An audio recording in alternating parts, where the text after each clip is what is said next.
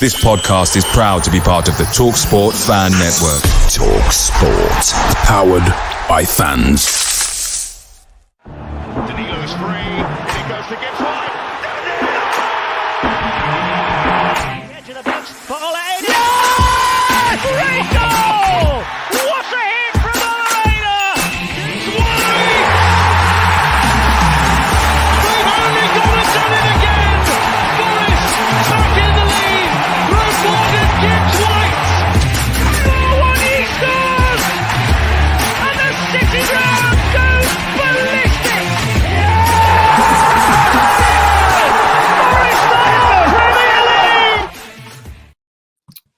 Hello and welcome to Red Side of the Trent as Forest run out 3-0 winners over 10-man West Ham United as Chris Wood, Callum Hudson-Odoi and Aina scored the goals to give Forest 3 wins on the bounce for the first time since 1999. Their biggest win margin since 1996. And I'm just double checking my notes. Send Forest third in the league, although temporarily given Chelsea and Aston Villa to play today. Delighted to be joined as ever by Reese Lane and a first appearance in Alex Oates. Alex, how are you first of all? Reporting from your car because your missus has kicked you out of the house this morning. I'm all right. It's not my first appearance though. I've been here. I've done this. First appearance of the season, I said. First appearance of the season. How are you anyway? You well? Yes, mate. Yeah, I'm good. Thank you. But just overall thoughts from yesterday before we really get stuck into everything. It doesn't get much better, does it? Really? Edson Alvarez is an idiot. Just on half time, it completely opened the game up for a second half. I don't think any Forest fan on the ground thought that we were going to lose that game once that red card happened. To see it out comfortably, 3-0, and again going back to last Friday or Friday before, 3-1. Scoring 6 goals in 2 games. It's putting a lot of the myths to bed that we're only a 1-0 margin team or a 1-goal margin team. We can score goals, and we're improving. It's good. Definitely. Reese, how are you first of all? I'm brilliant, mate. What about you? Yeah, fantastic. What's your thoughts? Anything to add to what Alex got to say before we get stuck into things? No, I was confident going into yesterday. I've only seen West Ham a couple of times this season, which happens to be the Chelsea and the Tottenham game where they were absolutely battered in both. So having watched that and obviously them being very topsy-turvy, and the form we're in, I was really confident. And once we got that opening goal, and like Alex said, once the brain-dead challenge from Alvarez, that was one of the most stupidest tackles I've ever seen. I just thought if we got that second goal, which we duly did, I just thought we'd probably get a few more. And to be fair, if it wasn't for Fabianski, it probably would have been 5 or 6, let's be honest. Definitely. I mean, the second week running, I've come out of the ground disappointed it's only been 3 when it could have been about 6 or 7. The goal difference, it wouldn't harm the goal difference. Alex, let's start with yourself. So one change came as Morgan Gibbs-White come back into the side for Elliot Anderson. A surprise to few because obviously everyone's thought the last couple of weeks, especially the 2 previous that we've won, the team's been absolutely excellent. But from what Nuno said in his post-match, it seemed like we're kind of managing them both a little bit. But Morgan coming back to fitness, Anderson playing a lot of minutes. What did you make of the team, first of all? I thought it was fine. You're never going to complain when Morgan comes back into starting 11. Morgan or Anderson, fine by me. I thought it was a little bit harsh on Anderson, given his form, but we later found out that he had a knock picked up in sort of training or just after the Leicester game. So probably more than fair. Morgan's been working his way back to fitness this week. He's given us an hour, a good hour at that. I thought it was like he'd never been out. But yeah, either or is absolutely fine by me. I won't be disappointed to see either of them in that 10 position. Yeah, definitely. Reese, what did you make of West Ham's team? Because I think it's worth commenting on how bizarre it was in terms of how they set up and their formation and everything. I just thought it kind of screamed really scared about Forest, which is very unusual for us in the Premier League. Yeah, because they went with like the 3 centre-backs in the 2 wing-backs. I'm not sure whether that was obviously to counteract us or... I'm not kind of too sure. I thought the opening stage, to be fair, until we got the first goal, were quite tetchy. I thought it was a bit like a big, boxing fight where the opening few rounds, like both teams are trying to work it out each other. But once we kind of got the goal, we never really looked back, did we? I mean, if I was a West Ham fan yesterday, I'd have been absolutely furious at that performance because I thought they were bordering on a disgrace of a performance. I thought we outworked them. That got the crowd up. We've said this on this podcast. I think it was a Gibbs White one where he flew into a challenge. It gets the crowd up. And we just wanted it more than them. And that's, as a football fan, that's all you can ask for is try and outwork the opposition. If you get done where it's a slice of luck, you have to take it on the chin. But we fully again deserved to win the game yesterday, and you can't complain from Forest. It was fabulous again. I mean, the first exchange, I think the first attack we had was a lovely flowing move down the right hand side into Elanga, and then Hudson-Odoi kind of scuffed his shot at Fabianski, and then I think we had another couple of efforts. But Alex's first goal came through none other than Chris Wood, obviously. Your namesake with the assist, and I've seen that you really want to sign him, obviously. What did you make of the goal? I mean, it seemed pretty easy at the time. Yeah, I mean, it's a great ball by Morgan to put Alex through, but a bit of easy footwork and a clip back, and there's no one else that's ever going to be there more times than Chris Wood is. It's what he does. It's absolute bread and butter for him. There's not really much more I can say. It was a great ball from Morgan, a good cutback from Murillo, and planted by Wood, good finish. But yeah, I think that settled any sort of nerves that were there. And from that point, we were sort of confident that we were never going to drop points against that West Ham team. I mean, Chris Wood playing against three centre halves. I think that's why West Ham went in that. They're terrified of him, and like a magnet. I mean, his movement is absolutely brilliant for the goal. It's literally just like an in and out, and he's just there on his own. I mean, you'd be scratching your head as a goalkeeper of like where your centre halves are. Three of them around the Kiwi Ronaldo, as we keep calling him. I mean, 8th goal of the season in 10 is absolutely ridiculous. And then he turned into the saviour as he saved one off the line just before half time, and then Dominguez had a chance, and then, as we've already mentioned, Reece, I mean, an absolute brain dead of a second yellow card from Edson Alvarez, who not only was it a brain dead tackle, but then he ended up going completely the wrong way down the changing room as well. I think he was trying to find the coach to go home, to be honest. Yeah, I think he thought he was at Old Trafford or Craven Cottage for a minute, didn't he?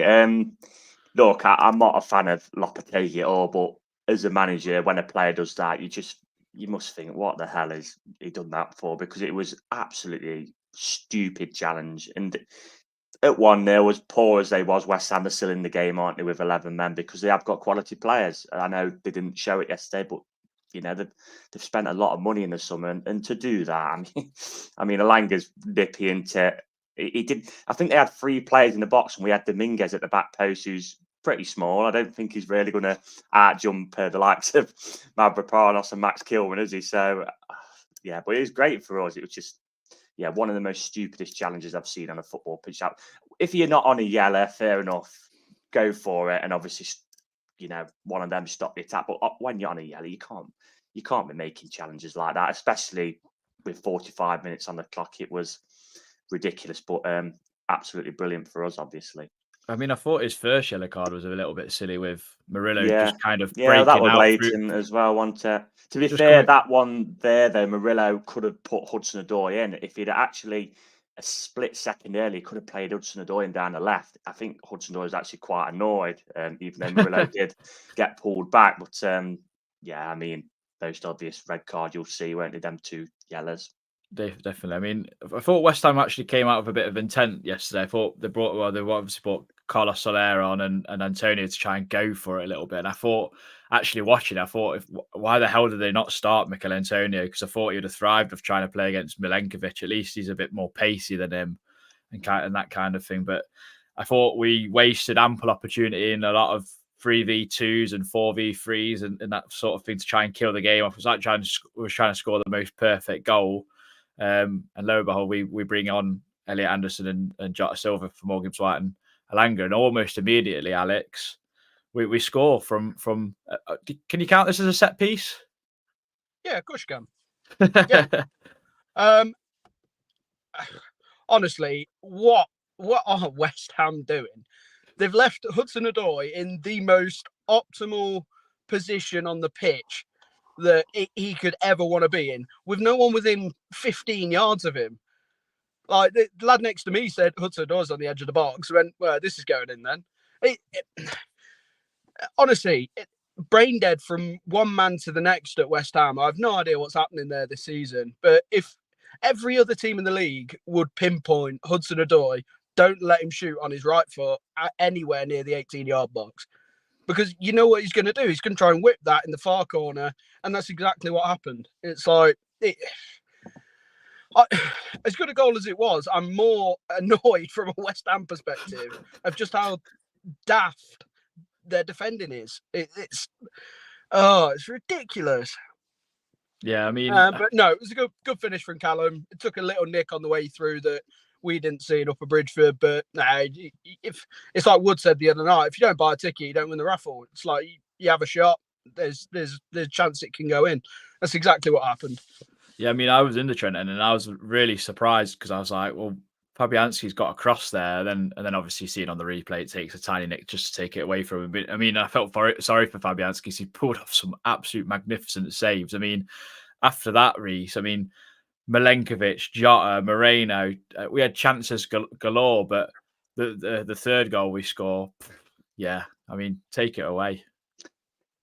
Yeah, I mean, just to touch on before we did get that second, it was like a game what was in injury time, wasn't it? It was kind of end-to-end, and obviously the PTSD of Forest from the past, you're thinking, just don't bloody concede against the run of play here. And you always thought once we did get that second goal, which we duly did, that would be it. And then, like I said earlier, it would be where you kept 3, 4, 5, and it would have been, like you said, Adam, if it wasn't for Fabianski. I mean, again, and just a half-hearted tackle, wasn't it? Was it? Is it Tobias? Wasn't it on Aina? He tries to chip it over him, and it just hits Aina. And this is what I mean about us just wanting it more. Well, Aina just wanted that more then, even though he was knackered, as he said. And then he's just hit it, and as soon as he hit that, I mean, Fabianski's full length, isn't he? And it's in the top corner. I think no keeper in the world saving that.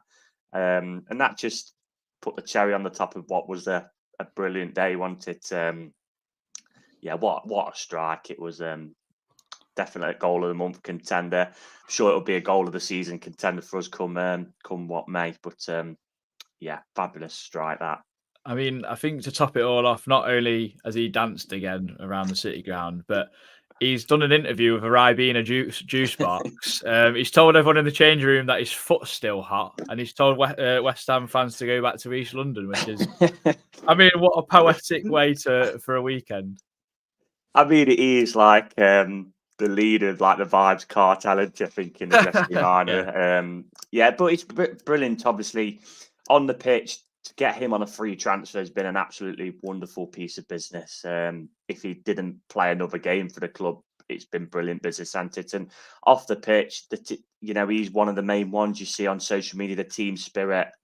I can't remember us having a team spirit like this probably since we got promoted, really, isn't it? So, hopefully it can continue and hopefully can score another rocket like that soon, Aina.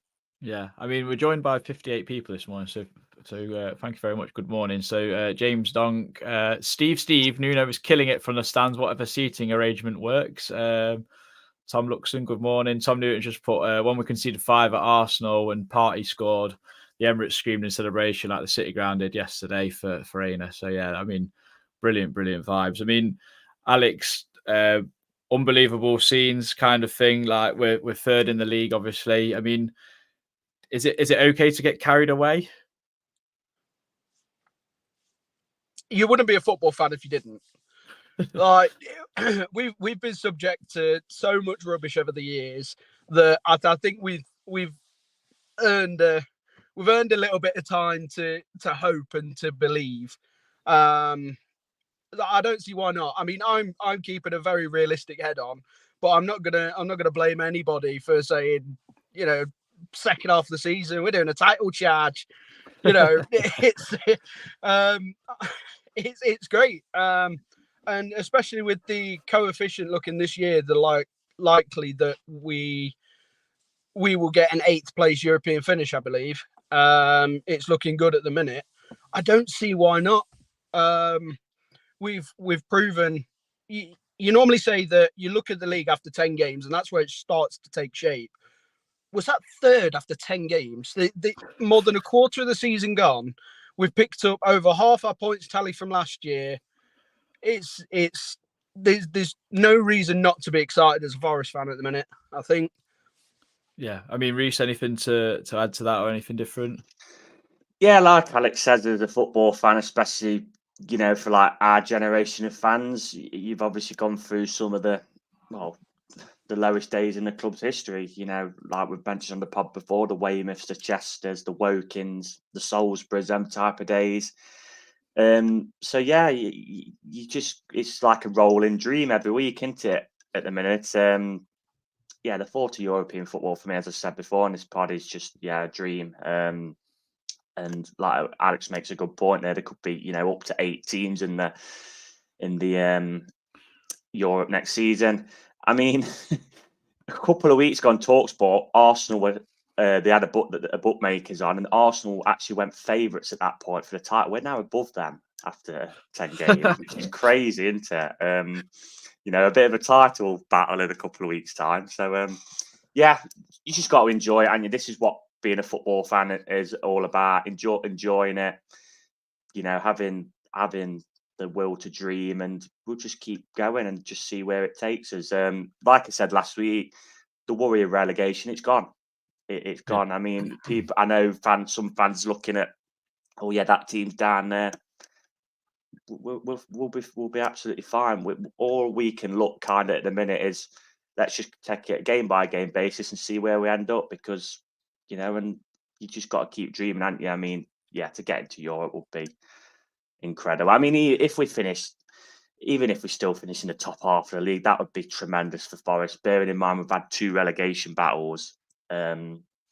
So yeah, we'll just keep week by week dreaming of well, we've gone from Conference League to Champions League, haven't we, this week? So from dreaming the likes of playing teams from the Faroe Islands to thinking, oh yeah, could we end up at the Bernabeu? So yeah. What was the place you mentioned yesterday from Iceland? I couldn't even pronounce it. Breidablik. They just won the league last week, I believe. Yeah. Them. Well, so yeah. Maybe we'll try and play the likes of them first. But yeah, I mean, so we've had a good day from a good evening from Fraser in New Zealand. Sarah, good morning. Jeffro in Tasmania, and he's asking Reece, is that the 1996 shirt? I believe it is. It is, but it's actually got the Pinnacle sponsor. This one, it's actually, I think, a player one. So a player one. Lovely. Yeah. I mean, I'm happy to get carried away. I mean, I listened to TalkSport on the way home because for my own enjoyment more than anything. And I heard an Arsenal fan absolutely fuming that we're above them, and that made me love it even more. I was like, how are Nottingham Forest above us? And like Cundy and Nahara, like, because they've been good this season. Like they just said it. Like, and I was like, yeah, we've been good. Long may it continue. I mean, let's kind of get into nosebleed territory, why not? But we're going to hear from you guys, the listeners, and for your slept on it thoughts. Red side of the Trent. Slept on it thoughts.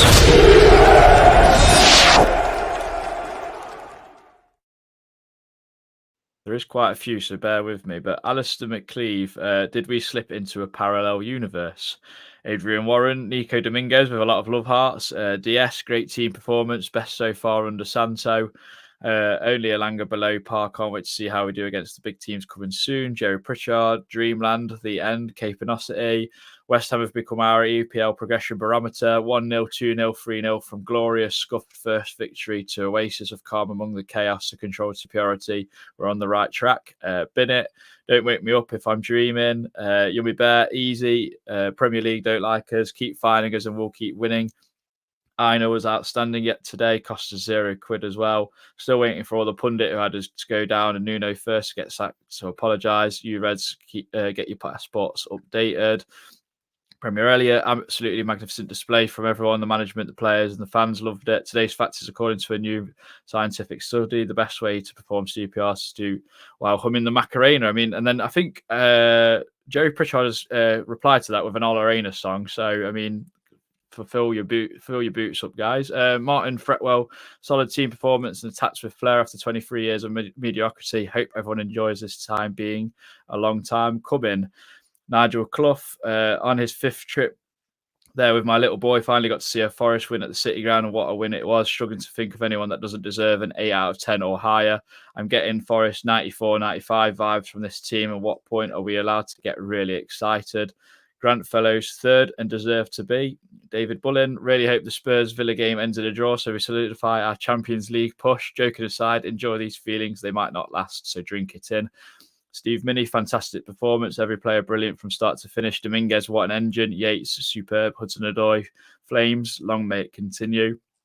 Carl Booth, best performance since promotion at them from the off. Controlled midfield and pocketed Wan-Bissaka and Emerson on wings. West Ham looked terrified to go forward and we were lethal in attack. Dominguez, excellent again. And Langer more like himself. 3rd, wow. Jono, dominant, comfortable, professional, and ruthless. Every player 10 out of 10, including the subs. Aina, Moreno, Dominguez getting 11 out of 10, though. And then just a few more. Sorry, just bear with me. We've got Jess, still in disbelief at the quality and depth of the squad. I can't see a single weakness at the moment, and our subs just come on and slot straight in. Taking Morgan Gibbs White off yesterday, for example, not at all concerned. Names being replaced by Anderson. This club is so together. And then last but no means least is Christian and Lee, who couldn't make the pod and couldn't make the game, actually. Christian slept on it for what an outstanding win that was. There will be some who say it's down to their red card, but we were dominated them in all areas of the pitch before that happened. Wonderful goal from Aina. To top it all off, what odds would you have got Forest being above Arsenal after 10 games? And Chris Wood is having his Kevin Phillips season, and I'm all here for it. And then Lee didn't sleep until 4 a.m. Gutted to miss the match, and that's exactly why. We're a formidable team these days. The most aesthetically pleasing bit about yesterday was 3 different scorers. Had Newcastle fans messaging me saying they weren't looking forward to next Sunday. Bring it on. Thank you very much for everyone that got their comments in. Sorry if I didn't read any or miss any out, but yeah, brilliant positivity. I think everyone's allowed to get a little excited, and I'm all here for it. Why not? But we're going to do some player performances. Alex, I'm going to start with yourself with your namesake in Alex Moreno, because you were giving him the large, so I thought it only suited. I thought you were going to give me another man due to our conversation last night. Right. You didn't score. I had fully prepared for another bloke. Right, Moreno. I think during his time here, I've only seen him have one poor game, and I believe that was against Brighton, but I wasn't at that one. He's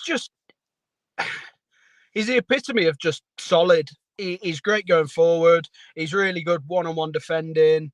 I mean, there's not a lot more I can say. You're pretty much guaranteed an 8 out of 10 from him most weeks.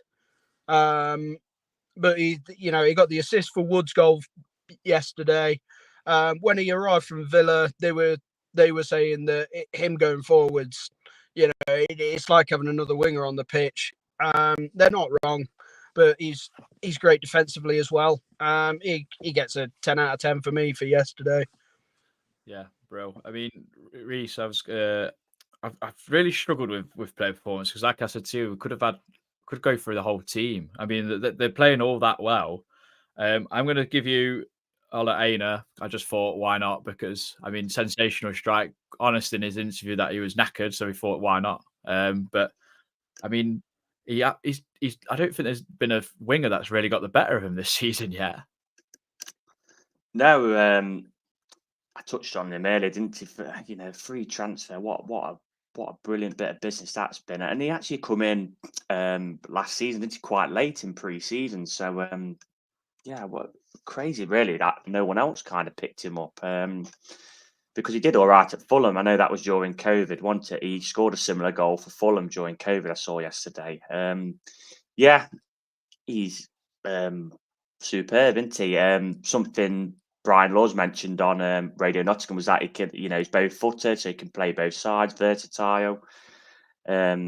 Obviously, probably one of the quickest players I've seen at Forest. His acceleration's crazy, isn't it? So, yeah, he's like I said, the chief of the Vibes cartel as well. The team spirit being so high, he's one of the main ones. He's always on social media, etc. So yeah, he's epitomises the team. Really, he's playing superbly, and the goal yesterday was an absolute rocket. Wasn't it? I mean, God, like I said earlier, no keeper in the world is getting near that. But really, really good.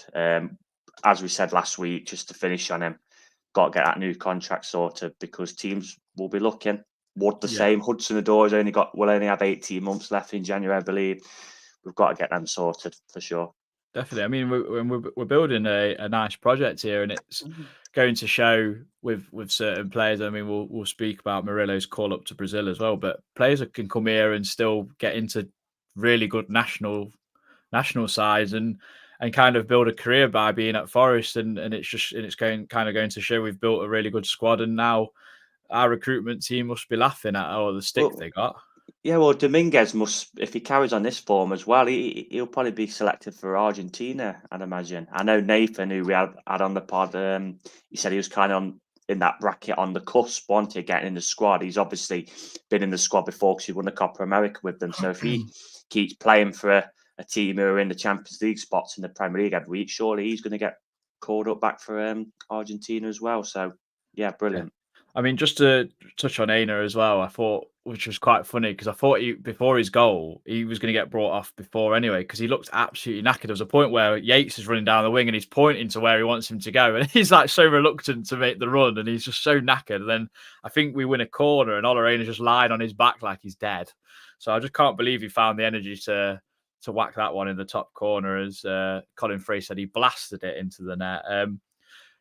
Alex, I felt bad that I've not said Ryan Yates to you so much today, but I'm going to give you a duo in Ryan Yates and Nico Dominguez, and I kind of wonder, like, how on earth is Danilo or Sangaré going to get back in this team? And then even like you can't really even dislodge any of them to play Elliot Anderson there at the moment. It's an absolute brilliant headache to have.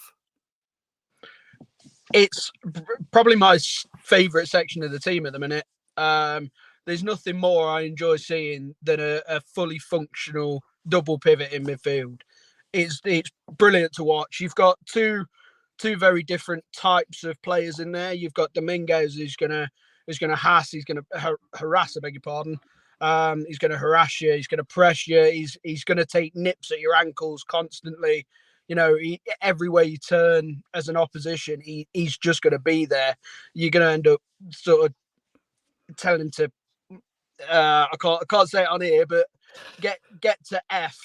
And then you've got Yates who's improving game on game. There was something I picked up yesterday about Yates, that it was on the edge of the area, the ball fell to him, and in previous seasons he'd have taken 3-4 touches and gone back.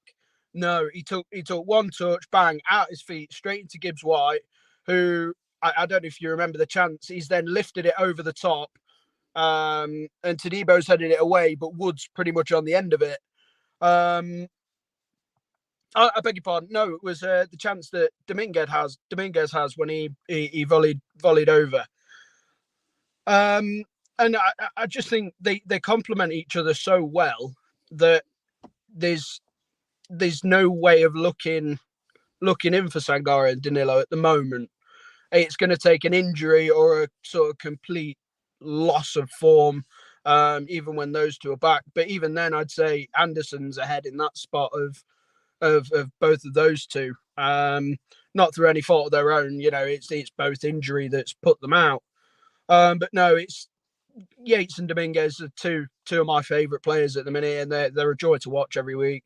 Because they both do the simple, basic things, but they do it at an 11 out of 10 level, especially in recent games.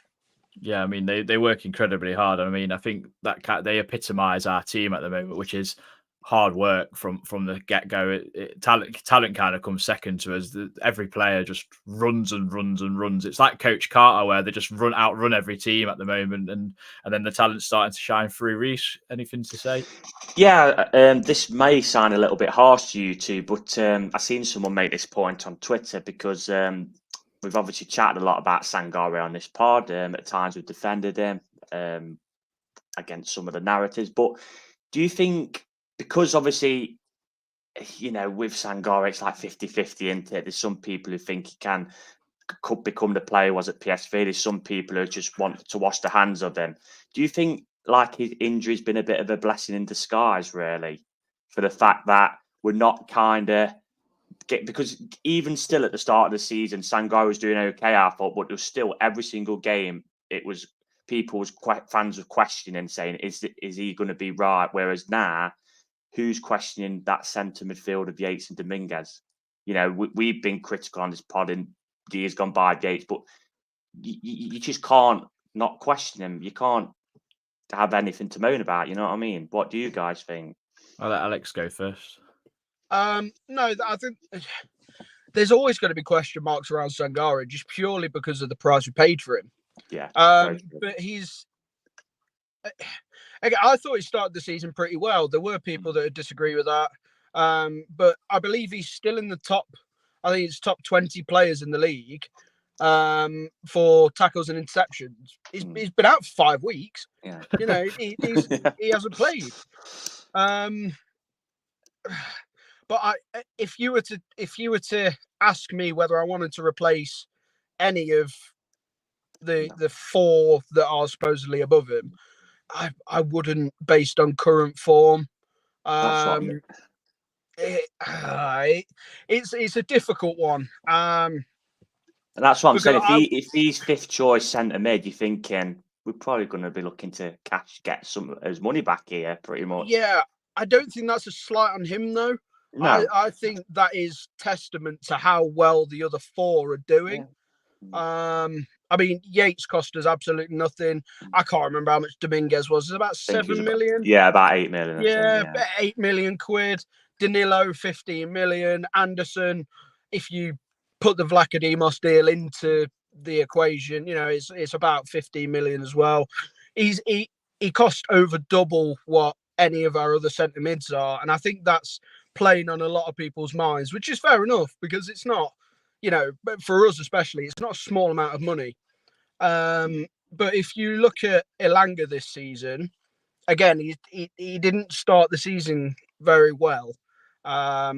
Came on against Liverpool, had a great pass, and then the game after that, I can't remember who it was. I thought he was poor, and I've given him some pelters this season, but he's seemingly played himself back into form because I thought he was brilliant yesterday. Yeah, put some brilliant balls in the box. Yeah, whether the game suited him more, but I'm hopeful that Sangaré could do the same thing, but there's far more competition and better competition in that centre mid spot for Sangaré than there is for Elanga on the right.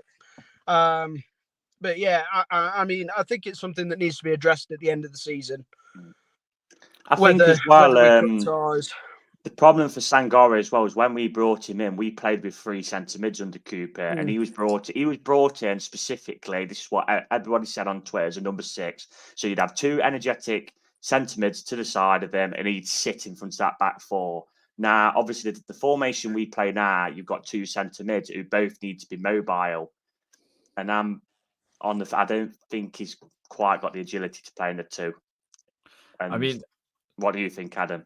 I mean, I think it's going to be an interesting one when he is fit, and you can kind of see that him and Danilo starting kind of gave everyone a bit of a kick up the backside because every time someone's come in to replace someone, they've absolutely 100% effort. Their commitment to the cause has been nothing but short but brilliant, and that's what you want in a squad when you've got that depth. You want people to be battling for a shirt. I mean, Sosa and Jota come on yesterday, and Sosa nearly scored a goal of the season contender if it hadn't been for Fabianski. And Jota, we've loved how he's kind of slotted in his work rate and his kind of tenacity and his, I don't know, you want to call it, he might have a bit of Heshausery in him as well.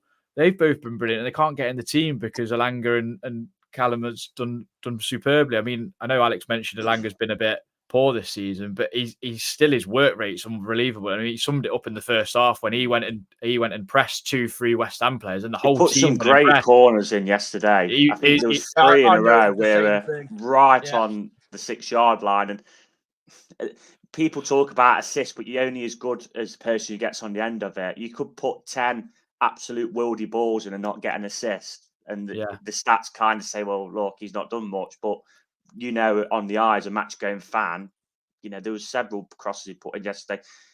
There was another one where I think he put him right on the 6-yard box where Wood had actually started the move, so he was wide. And if Wood was in there, it would have been plumb on his head. Yeah. Just to finish on Sangaré, because that's what your question was. I think it we'll only tell when he comes back, and if he comes back with the same attitude that everyone had where they were behind him in the pecking order, and he starts putting in performances that are going to make a difference to the team, then that's good. That's good for Forest, and then it's a headache for the kind of hierarchy at the end of the season, what they do with him, but. Dominguez was like a forgotten man. In the last 3 games, he's been our best player. I'm going to say it. He's been formidable. He's been so good. I've hated this notion on social media where people like the obvious one to drop is Dominguez. I'm like, what kind of message does that send out? Right, the lad's obviously waited for his chance patiently. He's come in. He's played before yesterday 2 games where he's been excellent, and then we're going to turn around and say, yeah, well, Morgan gives White back, so we're going to drop you. You may as well think, well, I'll tell you what, I'll bugger off then in January, because what's the point? Yeah, and I'm glad Nuno kept him in the team yesterday, because again, like you said, Adam, he was brilliant again yesterday. He's like a little Duracell bunny, isn't he? Absolutely everywhere. But at the minute, you can't even Danilo, who I really love Danilo. They're just not going to dislodge Yates and Dominguez, are they? And one thing I'll credit Ryan Yates for is the amount of times he gets written off and criticism he gets. The modern day footballer, all they want is praise and no stick at all. Ryan Yates gets on with it and proves people wrong. And that's, I think, a testament to his character. And like I said last week, again yesterday, I'm seeing him develop more as a leader, bossing people about and that with that captain's armband on, which, probably in the first couple of seasons in the Premier League, when he's obviously not got that experience and a bit wet behind the ears, I've not really seen, but his confidence is through the roof. And like Alex said earlier, that's why he's, rather than taking 3 or 4 touches on the ball, he's sweeping it away first time. Yeah. I mean, part of me thinks that whilst the VAR check was going, he was saying to the referee, like, please don't let this allow, because I've told BBC that I'm going to go in the trend if I score at home. And it's a shame, because it would have, like I said a couple of times now, if it weren't for Fabianski, it would have been a cricket score, wouldn't it, yesterday? Yeah, we absolutely pummeled them, really. I mean, just to finish off player performances, Reece, I think, as I said, we can go through the bloody whole lot, but I thought Callum Hudson-Odoi was excellent again. I mean, last 2 weeks, he's looked like the Hudson-Odoi that we all kind of, you pay your money to see, in a sense. We thought we was a bit unsure of how we would do against Wan-Bissaka, but he absolutely rinsed him half the time. Well, that's a testament to us as well, Adam, that, we're struggling to kind of pick players, because it was a team performance one yesterday, and we're seeing a proper team here. And we said last season, on this pod, a lot of people on social media, I'm sure people would have said it on other pods, we wasn't that far off from being a decent Premier League side. We knew, as obvious, it was bleeding obvious, wasn't it? If we cut out conceding so many stupid goals from set pieces, which, touch wood, we have done this season. I believe it's still only the one, isn't it? Which was that stupid free kick at Brighton. We'd be fine, because we could score goals. Hudson-Odoi, I think, got 8 into last season. Wood 14, was it? Elanga, I think, got half a dozen. Gibbs White half a dozen. So we knew we could score goals. It was just, like Nuno said in his post-match day, yesterday, it was just building from the back, which we have done. And then it allows the likes of Hudson-Odoi to kind of flourish. And when it might be a bit controversial, but I actually thought he crossed it. Yeah, I thought he was crossing it. But like Alex said earlier, what Chris Wood said, you just put it into an area, don't you? And he's put it into that area on that right foot. And whether it's a cross or not, someone gets a little glance on it, like the West Ham player did, and it's going in that far corner, and Fabianski can't really do much about it. So, yeah, brilliant to see him score again. As he was vastly unlucky last week at Leicester not to score. I love Hudson-Odoi. He's the type of player when he's one-on-one with a fullback that gets you on edge. You see every time, because if he gets that half a yard to cut inside, you're thinking he can score here. So, as I said earlier, got to get that contract sorted out, because we don't want to be selling players on cut price deals. There will definitely be clubs monitoring him as there was in the summer, and he'll be looking at England. He will be looking at England, because that left side for England is still available now, because you've got Jack Grealish there, who doesn't play much. Marcus Rashford's all over the place. Whether he'll, under Amorim coming in, he'll obviously recapture his form. Anthony Gordon didn't get much of a look in. You'd probably say he's going to be probably one contender, maybe Eze as well, but Palace are really struggling. So it wouldn't surprise me if he did get a call up in the near future. It really wouldn't, because Carsley and Tuchel, obviously, when he comes in January, if we're still at the higher echelons of the league, we'll be looking. Look at these guys. Look, the third in the league.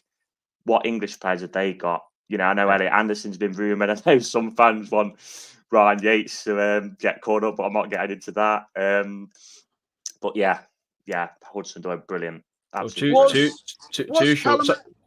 Was Callum at Chelsea when Tuchel was there? Yeah, he played a lot under Tuchel. Yeah, I was about to say he played loads under Tuchel. So I mean, that's only going to work in his favour anyway. So yeah, we'll see. I think that's something what will be an ambition for him, because he was playing for England before he was playing for Chelsea. It's just a shame. It'd still be at. I think if it wasn't for that bad injury he had, he'd probably still be at Chelsea. Oh yeah, he'd be starting left wing, because Bayern Munich offering like 70 million for him. They was turning it down before. Crazy, £3 million, another absolute bar. What a bargain that was. Crazy. Yeah, I know you've been hammering home about the contract situation. I did want to ask you both a question in terms of Aina. Actually, I was going to ask it during the play performances, but Alex, I'll ask you this yourself first. But how high do you rate him as a fullback amongst all the other fullbacks in the Premier League? Because he can play right and he can play left, and he scores wonder goals. And 1v1 defending. Like I've said, I've not seen anyone get the better of him yet. I mean, I've seen a Chelsea Twitter page the only one that he's afraid of is Jadon Sancho, and in the clip, Jadon Sancho makes him wiggle, then turns back round and doesn't even go round him. I'm like, well, what does that prove? Prove nothing. I'm in the back of my head, I'm saying don't get carried away, but thinking logically, I've just been thinking about the different teams in the Premier League. I think he's a top 3 right back, possibly top 5 in the division, quite comfortably. The only one I can think of at the minute that's better, I would say Trent. I mean, Walker's getting on. I'm sorry, I'm not having Ben White over Aina. I'm not having it. I've never seen it with Ben White. He's a centre back pushed out at right back. I'm not having it. No, he was good last season, to be fair to him, White. Yeah, you sort of then you're looking down at your Villas. I mean, they've got Cash and someone else they bought him. I would genuinely say he's a top 3 right back in the league, 100%. And then you look at left backs, I'd say he's comfortably top 5. I think. Again, he has absolutely every string on his bow. He's quick. His one-on-one defending is brilliant. He's great in the air. And he must be an absolute nightmare to play against. Playing against Aina yesterday is what Hudson-Odoi thought he'd come up against in Wan-Bissaka. And that's honestly, I've run out of superlatives for them this season. And to quote Rio Ferdinand, it's like put a contract in front of him, let him write whatever he wants, and just get him to sign it. He needs another 2-3 years here, 100%. And I'd be making that a top priority this season. I mean, I know AC Milan and I think Roma have been rumoured to be interested in him, but he looks like he's having such a good time here, Reese. Mm. I can't really imagine him wanting to leave. Them two sides are breaking no pots in Serie A. They're both not even in the European place at the minute. I mean, Roma, I think, are really mid-table. Yeah, like you say, Adam, he looks settled, doesn't he? So, as well, like Alex said, yeah, get that sorted. Wood as well, Hudson-Odoi as well. Yeah, just get it sorted because you know what you're going to get with Aina, and how much would you have to pay to replace him? And then you think, so it's good business, isn't it? And then you're thinking, well, is this new guy going to come in and offer us the same as Aina on a free? It's been a wonder, probably up there with the best bits of business since we've been promoted for sure, Aina. Yeah, I mean, where would you agree with Alex, or are you not going to get into it in terms of where you rate him? Well, I agree with Walker. I think it's probably time for him to wrap up with England and let someone else take over because he's getting on. I mean, he's been a fabulous right back, and he still is a very good right back, Kyle Walker. But in the Premier League, it's kind of a moment in time, isn't it? So I don't want to say like, oh, he's better than him, he's better than him, he's better than him, because obviously we're flying high at the minute. But he's definitely up there, isn't he, at the minute on form for sure, Aina. He's got everything about his game as we discussed. He's fast, his one-on-one defending's good. He's not really got like the only, I'd say, negative about his game is because he does so many high intensity runs, as he does usually blow up after an hour, doesn't he? Yeah, he does, as you said earlier, when Yates put that pass in, he was on his back because obviously he was absolutely shattered, bless him. But yeah, he's but then brilliant. 10 minutes later, he'll make a burst. Yeah, and he gets a second win. Absolutely Yeah, clobberate with his left foot. I'd love to know what that went in at, that goal, mile per hour. I'm sure we'll find. I'm sure we'll find out in the week or something. Some like crazy device or something would have recorded it or whatever. But no, yeah, brilliant. I can't stop smiling, kind of thing, and it's good vibes. Another weird question I've got is how many goals can Chris Wood score this season, Reese? Because he's on 8 in 10. He said in an interview to East Midlands that he reckons he could get 20 with the right service. And I mean, with a lot of the goals he scored, I wouldn't say it's been brilliant like play and kind of good assists apart from yesterday and maybe the odd set piece. He kind of worked off scraps a lot of the time, but yesterday's goal was a little bit different for him. But if he can keep getting that kind of service, then I don't see why he couldn't get 20 goals. Yeah, well, there was that little period, wasn't there, at the back end last season where he actually had a few glaring misses, and I think he went a few games without a goal, didn't he, after that Tottenham where he hit the post. Whereas, I mean, I can't remember many times this season, if at all, where you think, oh God, he should have scored there. I mean, his ratio at the minute, we're talking, what is it, 8 in 10, so you're looking 32 in 40. Obviously, we've got a 38 game season, so you're looking, he's probably on the ratio of 30 goals, isn't he?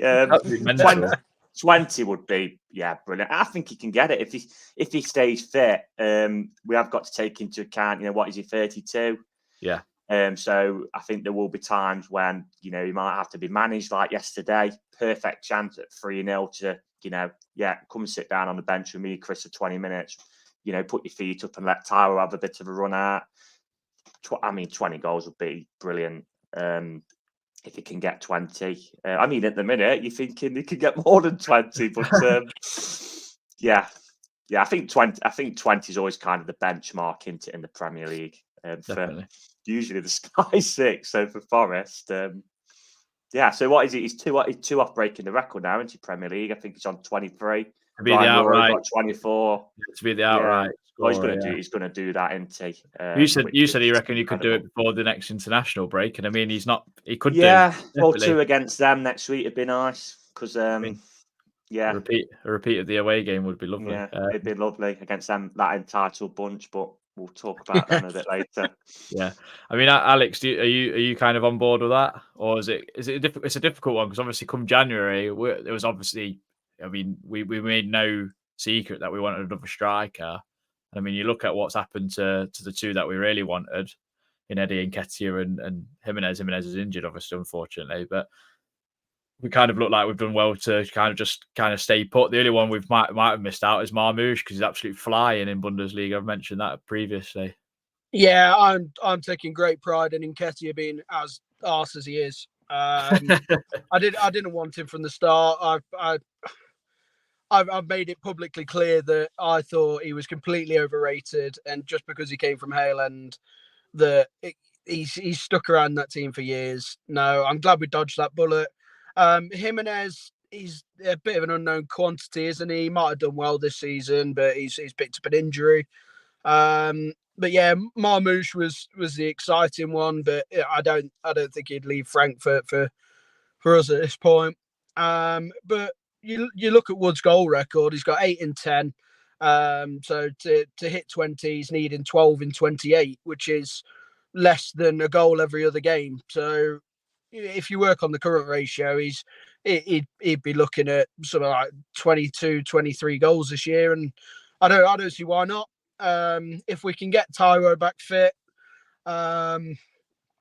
again managing his minutes well, like Reece said yesterday, giving him 20 minutes here and there most weeks if we're comfortable. That's only going to benefit both strikers. Wood's putting his feet up. He's getting game time, working himself back to full fitness. But yeah, 20 goals for a Premier League striker is exactly what you dream of at a club like ours. But I heard yesterday, I can't remember who was talking in the interview, saying that the gaffer's asked to share the goals around a bit this year, and that's happening as well. There's that page on Twitter. I'm going to give it a bit of airtime. That one man Nottingham Forest page is run by a Derby fan. Whilst it's true at the minute, but yeah, we've got Milenkovic who's going close. I think he'll pick up a few this season. Aina's scored. Yates has scored. We've got Gibbs White, Anderson, Hudson-Odoi, Elanga. I don't think there's a massive over reliance on him. So I think keep him fit this year and keep doing what we're doing. There's no reason Wood can't get 20, but also players around him getting 8, 9, 10 as well. As he said, he relies on the service, and we're giving him the service at the minute, and long may it continue. I mean, I'd be fuming if my striker wasn't scoring most of my goals, to be honest. But yeah, just before we get into Newcastle chat, I did want to talk a little bit about Murillo and his call up to Brazil. I mean, it's happened far too late, in my opinion, Reece, but brilliant to see. Obviously, like I said earlier, shows that players can come to Forest and build their career and get into these top national sides. This season, we've had a first England player since, I can't remember when it was. Was it 96 or something ridiculous like that? And then now Murillo, if he obviously gets on the pitch, I mean, a Brazil international. And again, him and Milenkovic, we can't stop talking about them both because they've been so good, but deserved call up. Yeah, definitely Stone or Pierce for England. I can't remember it, but that's, I mean, God, I don't think we've ever had a Brazil international, have we? Someone could tell me differently. I'm sure Leo Bonatini didn't get called up for Brazil, but brilliant. I'm just looking at their qualifying as well, Brazil, and I mean, they're pretty much embedded in the top 6, get automatic qualification. I think they've got a 4-point buffer over Bolivia, who are in the playoff place at the minute. So, bit of pressure off really, I guess. If they pick up a win out these two, then they'll be sound. So, hopefully he can get some minutes. That'd be absolutely brilliant for him, for the club. I know everybody's saying about putting obviously more money on his value.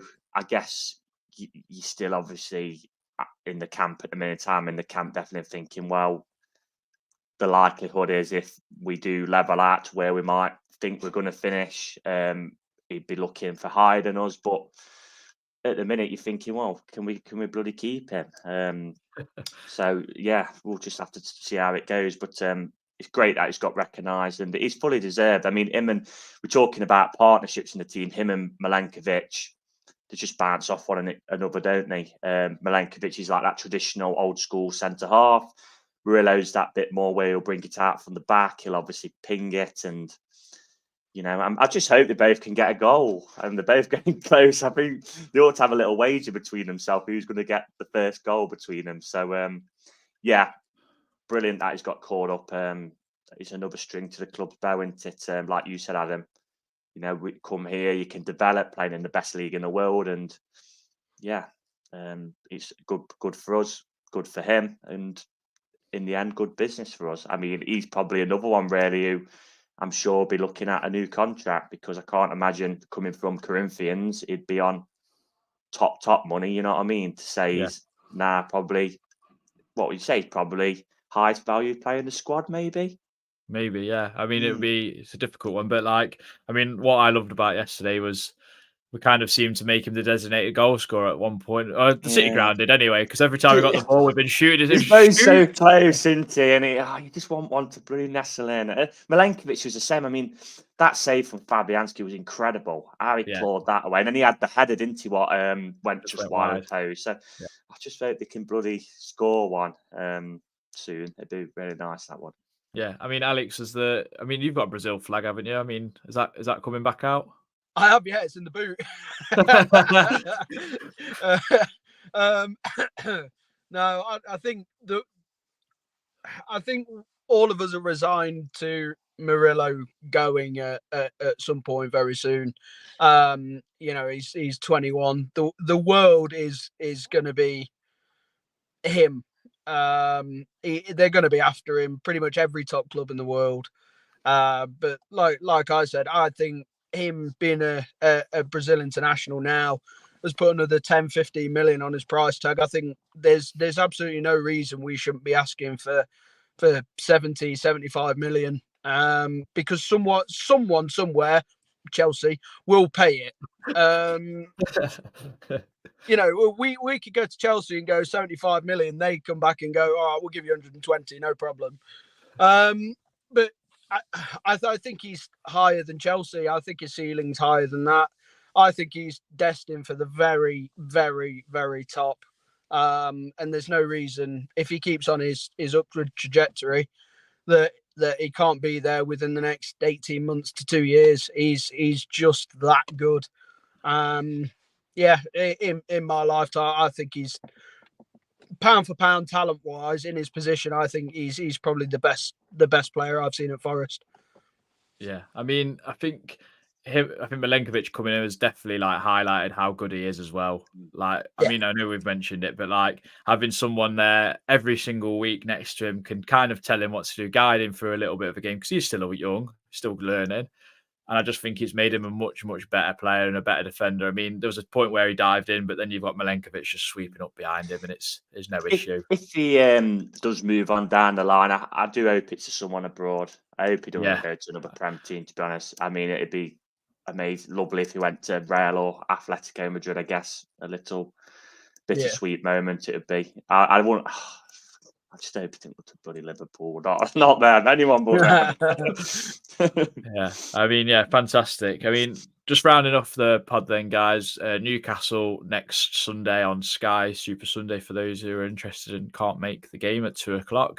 A big game, obviously. They got a terrific result against Arsenal, so who I thought Arsenal were terrible. If I'm all honest, I thought Newcastle defended really, really well. But good opportunity with a fair few injuries they've got there, especially at the back, Alex. I mean, it's a game where I think it's been really entertaining games against Newcastle, especially at the City Ground. I think it's been 2-1, 3-2. We've lost in the penalties this season in the Cabbage Cup, as my mate calls it, 1 penalties against our second string. But a game where I think we can get another 3 points, in my opinion. What about you? Yeah, I put on Twitter this morning the next 5 games I think I've earmarked 9 or 10 points, and that's I've put that down as a win at home for us, just purely based on the fact that they came to us earlier on in the season with a full strength side, took on our second string, and effectively drew. Yes, we lost the game on penalties, but I think with a full strength side, we're going to cause them a lot of problems. But I do think that their front three is also there to cause us a lot of problems. With Isak being fully fit now, Gordon on the left, and whoever they've got on he's still using Almiron on the right. No, they're playing. Gordon was on the right yesterday, and I think Joel Barnes on the other side. No, Joel Linton was on because Barnes come on late on. I believe that's correct. I mean, if they can keep that front three for for when they come next weekend. I'll be okay with that. But yeah, I think there's scope for another couple of goals with the injuries they've got and the injuries we haven't got. So yeah, I'm gonna go 2-0 Forest. 2-0 Forest. Go on, Reese. Yeah, again, I keep repeating this, but we've said this on the pod previously. Well, I've said it. I kind of thought we've had Newcastle's number a little bit in terms of probably in terms of legs, really. And these performances haven't got the results we've deserved. The game last season, obviously away, we absolutely ran and ragged, didn't we? At home, we should have had a penalty. I think it was at 2-2. They obviously went on to win the game. The cup game we should have won. I actually thought we should have won that in the 90 minutes. We definitely should have won it on penalties because we was literally set until Sangaré and you put it in the bloody Trent. But which is a shame. That was a real shame, really, because I look at Newcastle's run as well in that tournament, and it would have given us a real good chance to play some of our squad players, Jota, Souza, because they've ended up having Wimbledon, who, let's be face it, we'd have beat them at home. They've ended up having Chelsea at home, which I think is a game we could have won at home. And then I got Brentford at home in the next round, which is another game you're thinking, yeah, we could probably win that. But unfortunately, that's by the by now. They've obviously won in the week in the cup. They've won yesterday, both at home. I'm just kind of looking at their away form at the minute where they've, this season, I mean, the last three, they've lost to Fulham, drew with Everton and lost to Chelsea. I mean, I watched them last week at Chelsea and I thought they were poor. Yeah. So you kind of think, well, they've got 2 wins on the bounce now. Is that going to kick them up the backside? But they have got that is both at home, obviously with 50,000 behind them. So it's a very interesting game, and I think it's a very kind of 50-50 game again. But I generally do fancy us again. I generally do fancy. I just think, like I said, we've just got more legs than them. And I think we'll beat them. And I'm going to go for 2-1 to Forest.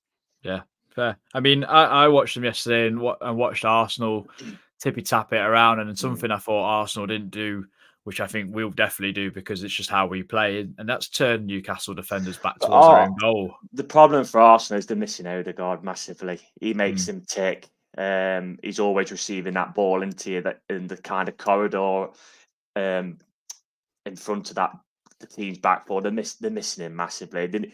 Yeah, I know they scored a lot of goals this last season as well, Arsenal, but they need a goal scorer. There was one yesterday. I can't remember who put the ball in right into that 6-yard box, and if someone like Chris Wood was there or Erling Haaland, they would have just tapped that in. But there was nobody there. Havertz didn't read it. Jesus is just not really doing much, is he? So yeah, I'm looking forward to it. Another cracking game. Yeah, they've been needing the number 9 for about 2-3 years now, and they've just not addressed it, and it's led to. I was listening to TalkSport on the way back yesterday. It's led to people accusing Arteta of it being his fault. There was a bloke called Hassan on there yesterday who was claiming he wanted Arteta out, and it's like let's not get too ahead of ourselves. They're kind of going out of the game, aren't they? A bit of traditional number 9, but obviously Man City have shown, and obviously yourselves have shown that there's obviously still a pretty good place for him. Because Wood said that after Leicester, didn't he? Yeah. Wood yesterday, like you said, Adam, he does that. Where he does that move and then he shifts back, doesn't he? And that's how we got the goal yesterday. Moreno clipped it into that area where he knew he'd been. He was unmarked. And he couldn't not score. The thing with the modern day number 9 centre forward, whatever you want to call them, is they look after themselves so much better than they ever used to. That if they've not got the pace, like Kane's not like he's not a lightning quick, and Wood's he's never like been a 9 and a 10 in one into Kane. Yeah, but like Wood's never been like rapid, has he? So like his longevity can go on for a fair while now, and the way he's going, he's just getting better. The problem is nowadays with the stat nerds, and I've seen this from some idiot FPL account on Twitter who said, "Oh, I don't rate Chris Wood. All he does is just stand in the box and score goals." That's his job. But you get it from the media with Haaland. Oh, he's only had 6 touches this game. Well, if he has 6 touches and scores a hat-trick, that's where his job is, isn't it? Yeah. His job is to score goals, is to be in the right place at the right time. And whether that's, scoring 1 from 25 yards or 3 tap-ins, they all count the same. So Chris Wood's showing that, isn't he? Look, Definitely. what was he, 6 yards out yesterday? Easy finish. Couldn't miss. I mean, The thing is, I saw someone.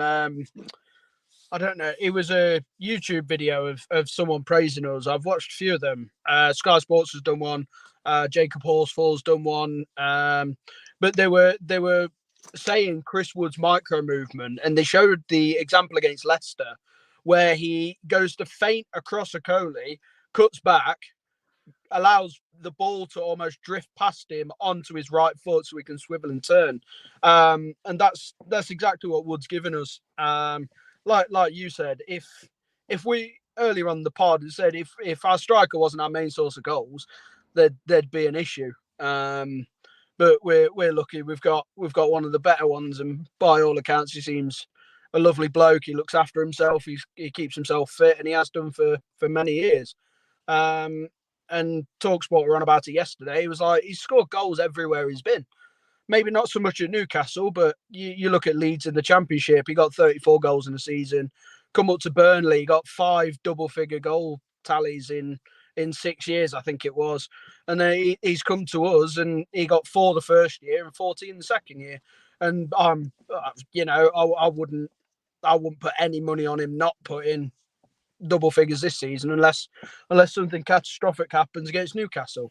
But we know what his goal record like against them's like. So I mean, I think he said to Glenn Murray, Glenn Murray said to him, sorry, he's like 5th on the scoring against old teams. So I mean, I think Nicholas Anelka's top. So I know he wouldn't do because he seems too much nicer bloke, but he'd be bloody celebrated for them as well because that would their fans' heads would be Christian hot, I think, then, wouldn't they? Christian hot. I like that analogy. I mean, just to touch on the Newcastle game, yeah, I think something that Arsenal didn't do, which is turn around. They got like Stan Byrne at centre half, who's he's like that cruise ship that got stuck in the canal in wherever it was in the I can't remember where it's called. In the Suez.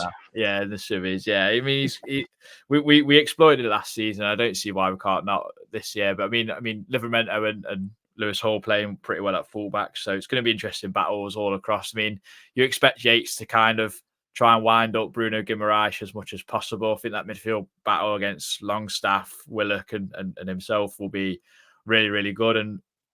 But I think what we've got over Newcastle is depth at the moment, and we've got the ability to change a game, whereas I don't see them having that as much as us, apart from maybe Barnes, and I don't even know. Callum Wilson's still injured, isn't he? They've still got some brilliant. I mean, he's actually got three in his last 3, so you've got to watch him. You know, I'm not sure if you saw the goal yesterday, Adam, but I did. Yeah, I've seen it. The ball from Gordon was absolutely superb. Yeah, on his head.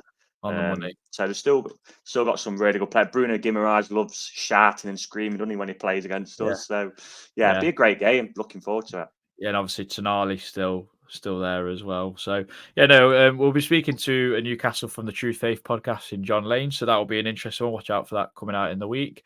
But it's been a brilliant weekend again as a Forest fan, 3rd in the league. Obviously with Villa and Chelsea to play, I do say that, but let's enjoy it while we can, because it might all go downhill come December, because we've got some very, very tough fixtures to come. But whilst we're playing like we are, I don't fear absolutely anybody in this league. So long may that continue. Enjoy your weekends. We'll see you next time.